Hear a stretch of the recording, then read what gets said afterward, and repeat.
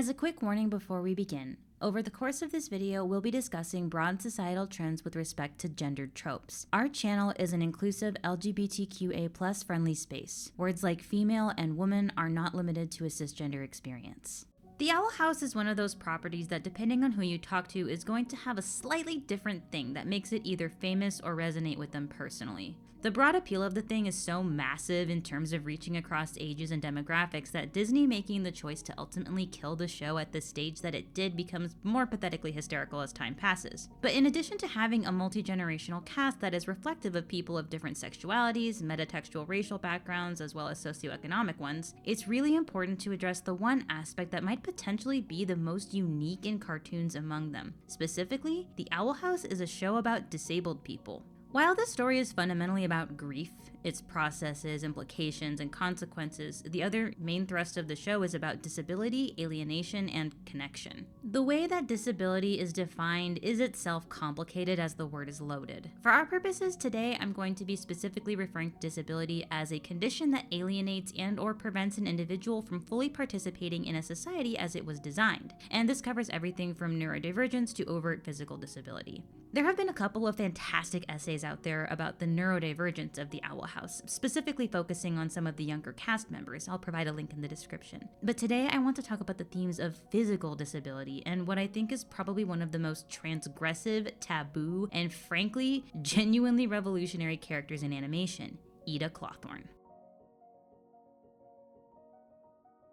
Eda Clawthorne is a chronically ill, loud, unconventional adult woman with no biological children or a recognizable career, and the Owl House celebrates her for who she is and what she's accomplished just by surviving. She embodies a lot of serious taboos in both the society of the Boiling Isles and ours. And when I say taboo, it is without hyperbole. Taboo means a subject that is simply not politely discussed, the kind of thing that we as a culture condemn to the junk drawer of our society. A novelty at best, a shameful secret in the middle, or a death sentence at worst. The number of times people, particularly women, like Eda can be described as celebrated as anything other than the punchline to a joke that glorifies wine moms or wine aunts are vanishingly rare if they're ever discussed at all. When they are discussed though, it's usually in a comedic context of how they have somehow failed society, and isn't that hilarious? No husband, no bio children, often no money, and no prospects that will otherwise integrate and normalize them. One of the things that is often, deliberately, left out of that list is chronic illness or disability that has in some way managed to contribute to that alienation. It's uncomfortable.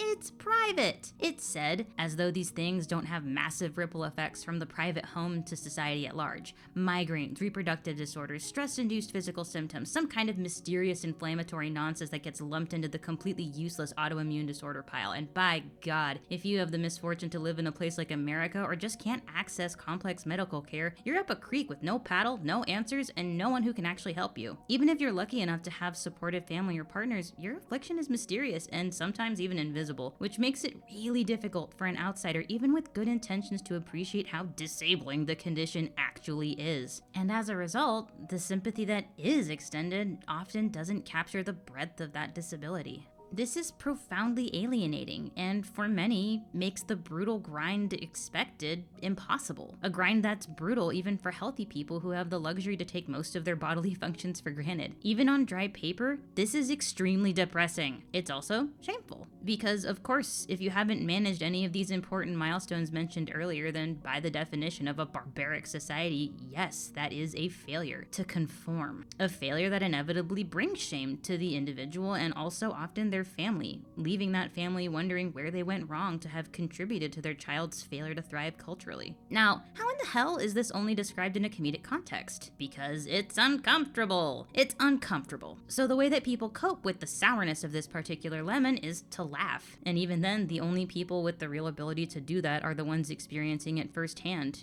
And in terms of a platform to actually discuss it in mainstream media, these are almost always female comedians. These routines, however funny and relatable they are forced to pair the entertainment value with what is essentially a rebuke, however gentle, and even sometimes become informative lectures that reveal a sliver of the pain of this experience to those who don't have to deal with it. And importantly, have the ability to walk away from and forget about it. But even then, stand-up comedy is a place where transgressive things are turned out of the social pocket and laughed at, not always because they're funny, funny, but laughter in that way helps diffuse the inevitable tension of what is basically a confrontation. Despite the fact that the Owl House is billed as a horror comedy, and while Eda is often very funny, it's her actions, her personality, and the various situations that she gets herself into that are funny. Her disability, the actual tragedy of the life that led to it and follows from it, is played straight as an arrow and is probably the only thing in the whole show that can be reasonably described as straight, but I digress. Now that we've covered a little bit about disability and how it shapes perceptions in society with respect to characters like Eda, let's go ahead and talk about roles. When we first meet Eda, she's already remarkable. Generally speaking, in stories where we have a hero who goes on a journey, particularly a magical one told in 3 acts with a found family and a colorful cast of characters around them, there is usually a character archetype called the mentor that enters the story with them, but often has to leave it in order for our hero to grow in stature. This mentor character is traditionally a wizard or some kind of magic person, and traditionally usually a dude, and often, importantly, an old one. Being able to flash the fantasy senior citizen card enables this man to have quirks, such as being grumpy, having some kind of substance habit, being inappropriately blunt, or some other weird third thing that people are able to write off as okay, because simply speaking, he is old. And we as a society are extremely accepting and forgiving of funny, occasionally unpleasantly weird old men. This guy, he's seen shit. He's lived life as a full, whole person that has given him his quirks. He's divorced. He's kicked a puppy or 2 and has some baffling interests. He can not follow the rules of society as a treat. He's earned it.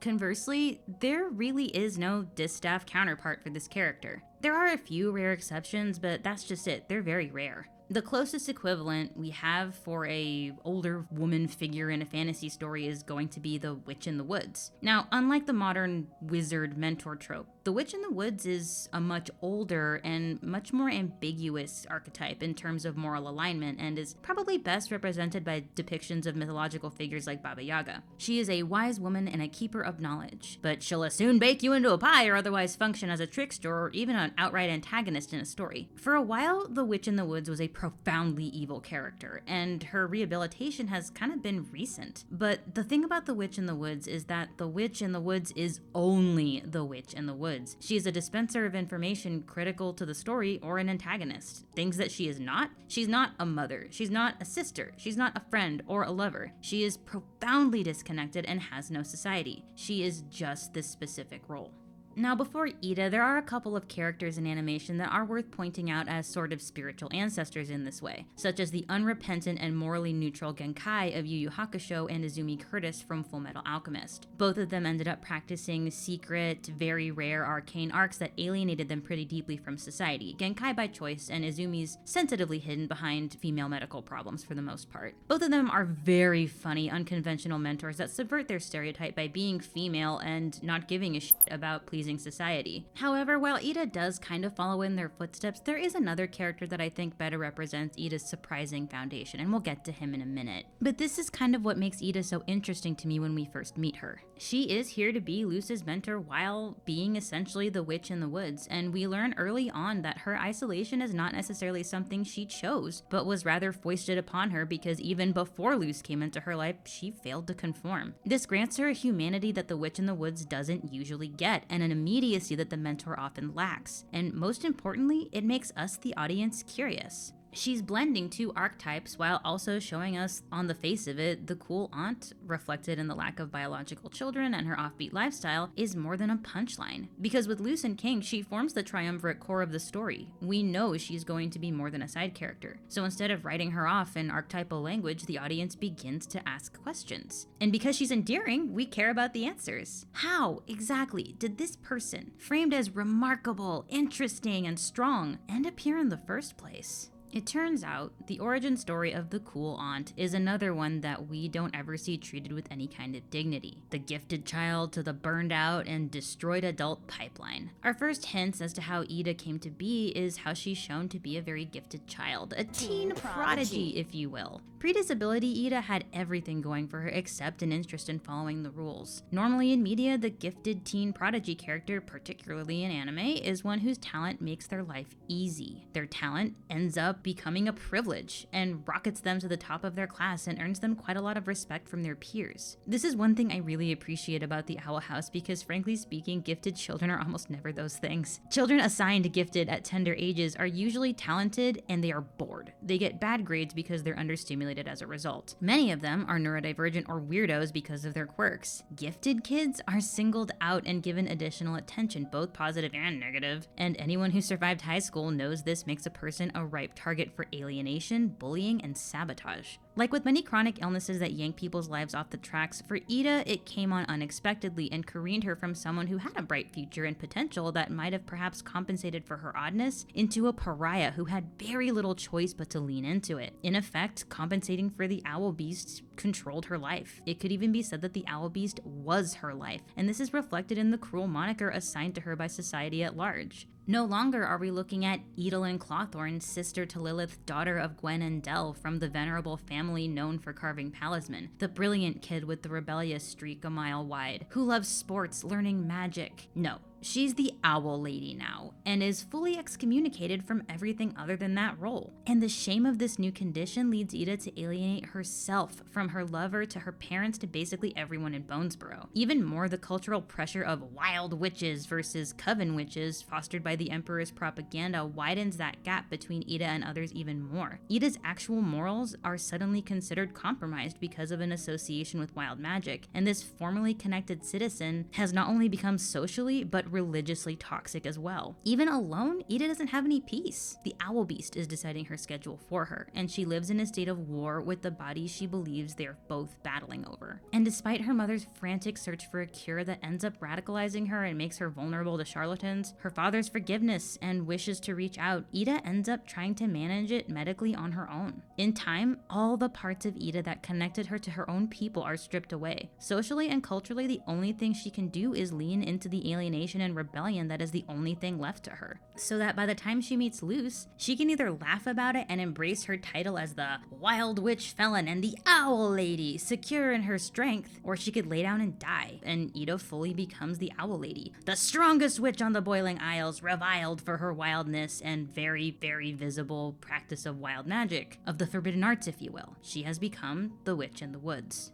Now it's here that I want to take a quick detour to talk a little bit about that spiritual ancestor I mentioned earlier. Eda is the mentor in Luce's story. However, the character that she takes a lot of influence from in terms of design and overall narrative is the very visibly disabled hero of another, Edward Elric from Fullmetal Alchemist. At first there's the obvious. Both of them were also teen prodigies that were defined and given a special social status due to their dabbling in what was their society's version of the dark arts. They had reputations for power and a flagrant disrespect of the rules that bit them in the asses to varying degrees. They also share a motif of losing limbs, along with themes of sacrifice and moral injury. For Edward, this is the representation of his transgression against the cynical supposed truth of the world he lives in. Whereas for Eda, it has less to do with her transgressions and more about her emotional growth, going from selfishness and self-interest to altruistic self-sacrifice for others. Like Eda, Ed's disability actively causes him problems over the course of the story. When his prosthetics fail, he has to rely on a niche specialist to help him manage his condition. Additionally, being a double amputee wearing extremely heavy prosthetics has had a negative impact on his overall health, and the show does imply that the weight of these prosthetics actively impaired his growth, similar to how the curse has prematurely aged Eda.